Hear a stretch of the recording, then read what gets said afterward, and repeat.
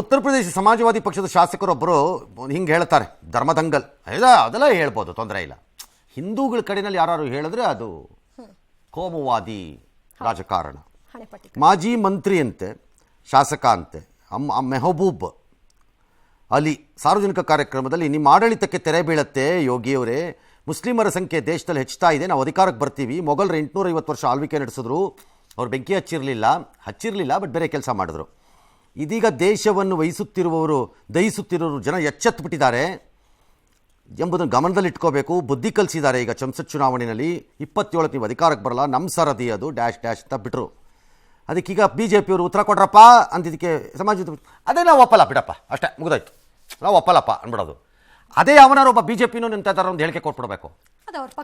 ಪಕ್ಷದ್ದು ಮೋದಿನೇ ಹೇಳಿಸಿದ್ದು. ನಿನ್ನೆ ರಾತ್ರಿ ಫೋನ್ ಮಾಡಿ ಕರೆಸ್ಕೊಂಡು 2 ಕಾಪಿ ಕೊಟ್ಬಿಟ್ಟು ಆಮೇಲೆ ಹೇಳಿಸಿದ್ರು. ಇಲ್ಲಿ ನಮಗೆ ನಾವು ಒಪ್ಪಲ್ಲಪ್ಪ, ನಮ್ದು ಅದು ವೈಯಕ್ತಿಕ ಬಿಟ್ಬಿಡಿ. ಏನು ಅರ್ಥ ಇದು?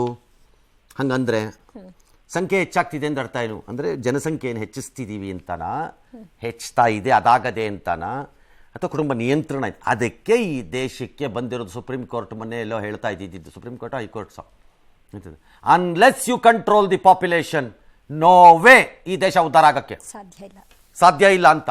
ಅದು ಹಿಂದೂಗೂ ಅದೇ, ಮುಸ್ಲಿಮ್ಗೂ ಅದೇ, ಕ್ರೈಸ್ತರಿಗೂ ಅದೇ, ಸಿಖ್ರಿಗೂ ಅದೇ, ಎಲ್ಲವನಿಗೂ ಅದೇನೆ. ಅನ್ಲೆಸ್ ಯು ಅದಕ್ಕೆ ಯೂನಿಫಾರ್ಮ್ ಸಿವಿಲ್ ಕೋಡ್ ಅನ್ನೋದು.